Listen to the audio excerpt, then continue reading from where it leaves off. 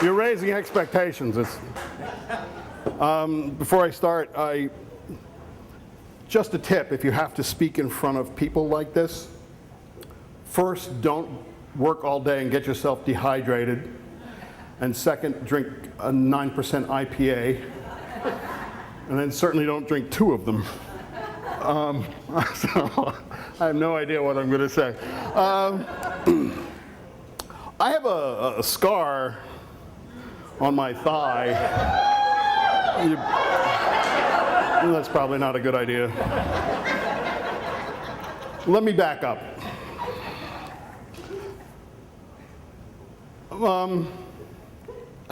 My wife and I aren't, well, my wife won a cruise. This was back when we were in our 20s. We were living in a house with a bunch of people, didn't have a lot of money, but we didn't really see ourselves as cruise people. We'd seen way too many Love Boats, but we thought, it's a free vacation, let's go. Let me tell you something about that. When you win a prize, you get taxed on the value of the prize, and not the street value that you could have gotten it from a travel agent. You get taxed on the highest possible value anybody has ever paid for that prize. So our tax liability ended up being about what we would have paid had we bought the cruise that we never would have gone on had we had to pay for it. So before Disney had their own cruise line, they had what was called the Big Red Boat, which was a cruise line in the Caribbean where you get to ride the boat with Mickey and the Disney gang. We knew we were in the wrong place, so our first morning we woke up and our cabin was right next to the skeet shooting range. So our morning wake-up call was this. Boom! Boom! Boom! The one thing we were looking forward to on this vacation was the hot tub. We went to the hot tub, and all the people in the hot tub were wearing diapers. Now, no disrespect, we all age and our bodies play cool tricks on us, but it's not really a mood setter combining diapers and the perfect bacterial growth medium that is a hot tub.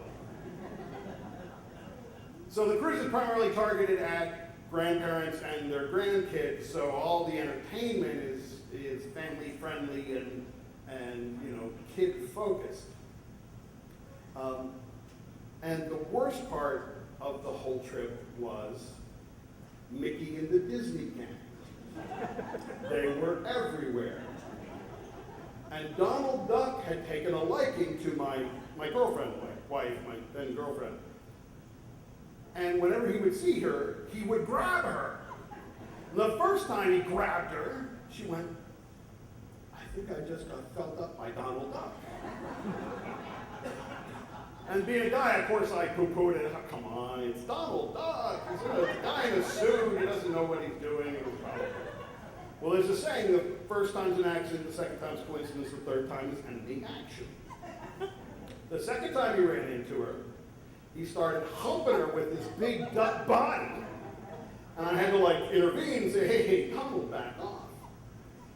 The third time happened was we had docked in Nassau. We were waiting to get off the boat. We're in the grand hallway of the boat, and Mickey and Donald and the gang come in, and Donald sees my wife. He makes a beeline across the Great Hall. He grabs my wife's head, turns it, pulls it into his beak as if he's kissing her. But what he's really doing is slamming her face against this fiberglass beak.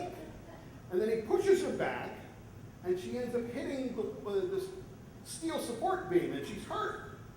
And now I'm angry. And now I'm grabbing his little sailor suit and bending him over and saying, listen, if you touch her again, I'm going to fucking end you. In front of 250 grandparents and their grandkids.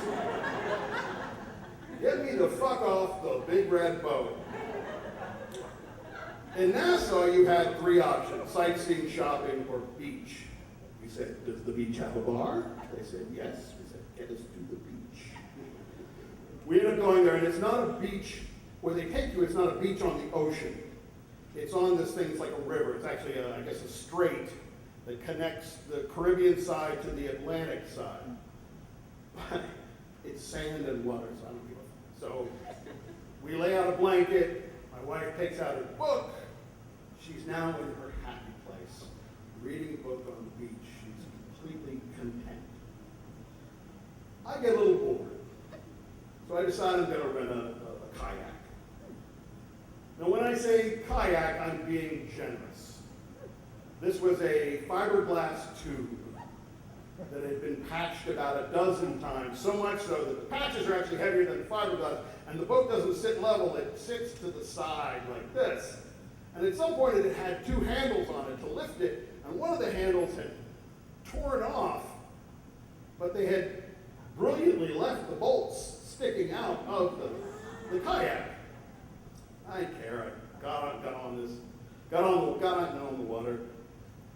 I'm paddling around, and the way this is set up, on the Caribbean side, it's nice sandy beach, but as it gets toward the Atlantic side, it becomes cliffs with no beach, and the channel narrows, and the current picks up until it's like a fire hose squirting out into the Atlantic, so much so that they had strung a net across so that it would keep people from being swept out to sea.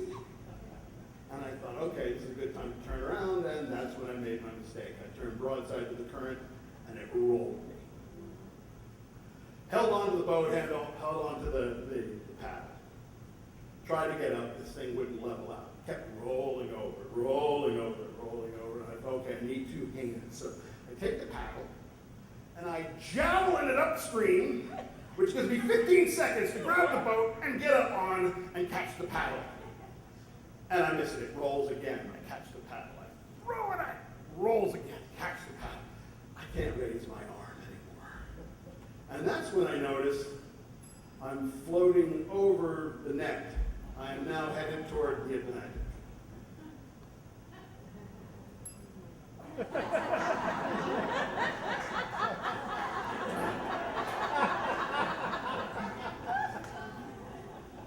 I figure I have one more throw left in me. So I come up with a plan. I'm going to flip the boat over and mount it from underneath the water. I throw the paddle upstream. I swim under the boat. I roll up and I balance. I reach for the paddle, and the bolt that's sticking out cuts a big hole in my leg. And I'm bleeding profusely into the water. And that's when I first think of the word shark. There's an old saying, goes back to 1975. When you say the word barracuda, people go, what? You say the word shark, you've got a panic on the 4th of July. And it was that panic that gave me the strength to grab the paddle and paddle back upstream to a place where I could beach the boat and pull the bolt out of my leg. I collapsed on the beach. Eventually, I picked the boat and the paddle up and dragged it back to the little beach hut rental place, about a mile and a half back. I don't really know. Every time I tell the story, it gets a little longer. I get back there, and the guy goes, "You're late." And I said, "Fuck you." And I show him where I'm gouged and bleeding out onto the sand. So he forgave me the extra hour. And he even helped me with a little first aid. He went into the ladies' room and got a sanitary napkin, and we patched up the hole. So I crawl over to the blanket where my wife is reading her book, and she looks up from her book and says, "Oh, you were gone a real long time. Did you have fun?"